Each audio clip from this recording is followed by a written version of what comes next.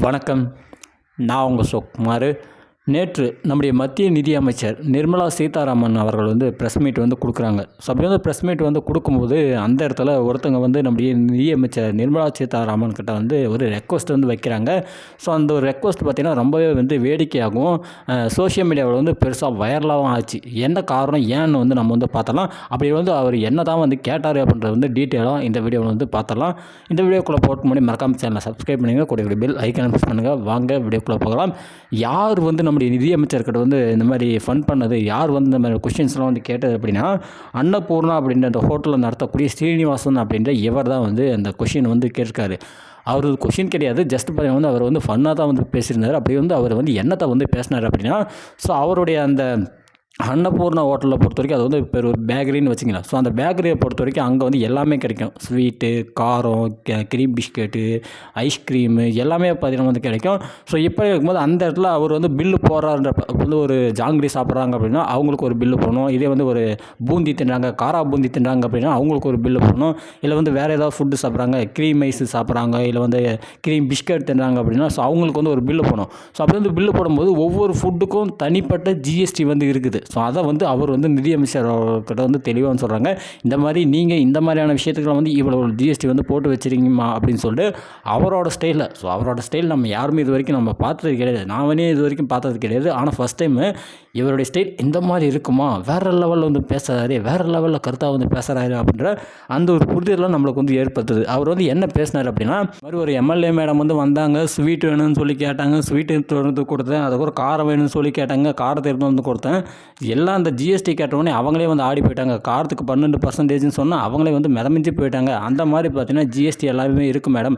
இதே ஹைலைட் என்ன அப்படின்னா, ப்ரெட்டுக்கு ஜிஎஸ்டி கிடையாது. ஆனால் அந்த ப்ரெட்டில் வைக்கிற அந்த க்ரீமுக்கு பார்த்தீங்கன்னா ஜிஎஸ்டி இருக்குது. க்ரீமுக்கு மட்டுமே 18% ஜிஎஸ்டி இருக்கிறதுனால வர்ற கஸ்டமர் என்ன சொல்கிறாங்க அப்படின்னா, நீ ப்ரெட்டையும் அந்த அந்த க்ரீமையும் எடுத்துணுமா, நானே தடவி தின்னுக்கிறேன் அப்படின்றாங்க.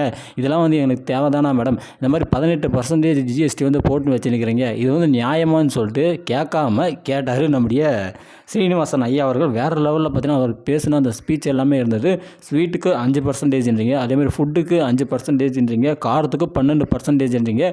ஒரு நார்மல் ப்ரெட்டு ஃப்ரீ. ஆனால் அந்த ப்ரெட்டில் நம்ம க்ரீமை தடவணும் அப்படின்னா அது ஒரு க்ரீம் பண்ணாகி போயிடுது. அதுக்கு 18% ஜிஎஸ்டின்றீங்க. இது எந்த விதத்தில் நாயின்னு சொல்லி எனக்கும் தெரியல. ஒரு ஃபேமிலியிலேருந்து வராங்க, ஒரு 4 பேர் சாப்பிட்றாங்கன்றப்ப 4 பேருக்கும் நான் 4 விதமான ஜிஎஸ்டி பில்லை ரெடி பண்ணுறதா இருக்குது. இது எனக்கு கொஞ்சம் ஒரு மன உளைச்சல் மாதிரி இருக்குன்ற மாதிரி அவர் அந்த ஒரு விஷயத்தை அங்கே நாசுக்காக சொல்லியிருந்தார். இது தவிர்த்து இவர் இன்னொரு விஷயத்தை சொல்லியிருந்தார். ஸோ இது பார்த்தீங்கன்னா கொஞ்சம் என்னது, அவர் கட்சியவே டேரெக்டாக அட்டாக் பண்ண மாதிரி இருந்தது. என்ன சொல்லியிருந்தார் அப்படின்னா, நம்மளுங்களாம் இந்த காரத்தெல்லாம் அதிகமாக லைக் பண்ணாதனால இங்கே இந்த ஜிஎஸ்டி அதிகமாக இருக்குது அப்படின்ற இந்த மாதிரி அவர் ஃபன்னாக சொல்லியிருந்தார்.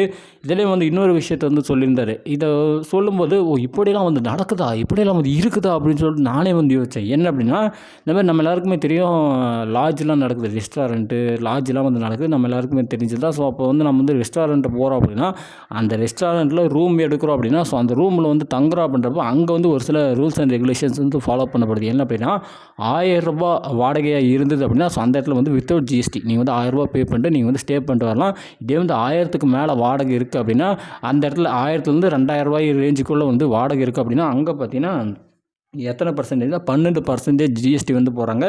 அதே மாதிரி 2500லேருந்து 7500 இந்த ரேஞ்சுக்குள்ளே வாடகை இருக்குது அப்படின்னா அந்த இடத்துல பார்த்தீங்கன்னா 18% ஜிஎஸ்டி அப்படின்றத சொல்கிறாங்க. இதே 7500 மேலே போச்சு அப்படின்னா 28% பார்த்தீங்கன்னா ஜிஎஸ்டி போடுறாங்க. அவர் சொல்லியிருந்தார். என்ன அப்படின்னா, இந்த மாதிரி நம்ம ஊரில் பெரிய ஃபங்க்ஷன் அப்படின்னா இந்த சூரசம்காரம் அப்படின்ற மாதிரி ஃபெஸ்டிவல் நடக்குது, வேறு ஒரு சில ஃபங்க்ஷன்ஸ் நடக்குது. இந்த மாதிரி ஃபெஸ்டிவல்ஸ் நடக்கும்போது அப்போ 10 பேர்னா கூட சரி ஒரு ரூமில் ஸ்டே பண்ணுறதுக்கு தயாராக இருக்காங்க, அந்த ஃபங்க்ஷன் பார்க்கணுன்றதுக்காக. ஸோ அந்த மாதிரியான நேரத்தில் நாங்கள் 7500 8000 சொல்லி பார்த்தீங்கன்னா வாடகை செட் பண்ணுறோம். அந்த ஒரு நாள் விசேஷத்துக்கு நாங்கள் 7500 செட் பண்ணுறதுனால இவங்க ஒட்டு மொத்தமாகவே எல்லா நாள்லையுமே 7500 செட் பண்ணி 28% ஜிஎஸ்டி போட்டு வச்சுருக்காங்க. இது எந்த விதத்தில் மேடம் நியாயம்? அதே மாதிரி இன்னொரு விஷயத்தையும் அவர் சொல்லியிருந்தார். என்ன அப்படின்னா, ரெஸ்டாரண்ட் இருக்குது அப்படின்னா, பெரிய பெரிய மால் இருக்குது அப்படின்றப்ப ஸோ அந்த மாலில் கீழே சின்ன சின்ன கடைங்க இருக்குது. அந்த உள்ளே இருக்க கடைக்கு எல்லாத்துக்குமே பார்த்தீங்கன்னா ஜிஎஸ்டி வேறு லெவலில் இருக்குது. அவங்க எல்லாருமே பார்த்தீங்கன்னா தனிப்பட்ட இதுதான். அந்த மாலுக்கும் அவங்களுக்கும் பார்த்தீங்கன்னா சம்மந்தம் கிடையாது. அவங்க ஒரு கான்ட்ராக்ட் மாதிரி எடுத்து அவங்க பண்ணுறாங்கன்றப்ப அதில் பார்த்தீங்கன்னா டன் கணக்கில் ஜிஎஸ்டி இருக்குது அப்படின்ற இந்த ஒரு விஷயத்தையும் நம்முடைய இவர் சீனிவாசன் அவர்கள் வந்து பேசியிருந்தார்.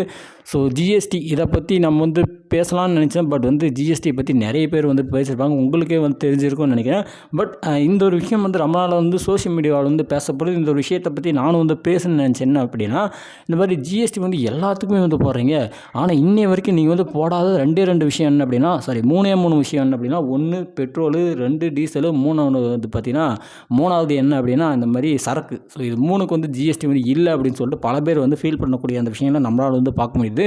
ஜிஎஸ்டி அப்படின்ற அந்த விஷயத்தை வந்து நம்ம வந்து பெட்ரோலுக்கு போடுறோம் அப்படின்னா இன்றைக்கி ரேட்டுக்கு வந்து ரூ. 100 இருக்குன்றப்போ அப்படியே பார்த்திங்கன்னா நம்மளுக்கு வந்து ஆஃபாக வந்து குறையும். ஒரு 57 இல்லை வந்து ரூ. 60 நம்மளுக்கு வந்து அந்த டீசலும் பெட்ரோலும் வந்து கிடைக்கிற பாசிபிலிட்டிஸ் வந்து ரொம்பவும் அதிகமாக இருக்குது அப்படின்னு சொல்லிட்டு பல பேரால் வந்து பேசப்படுது.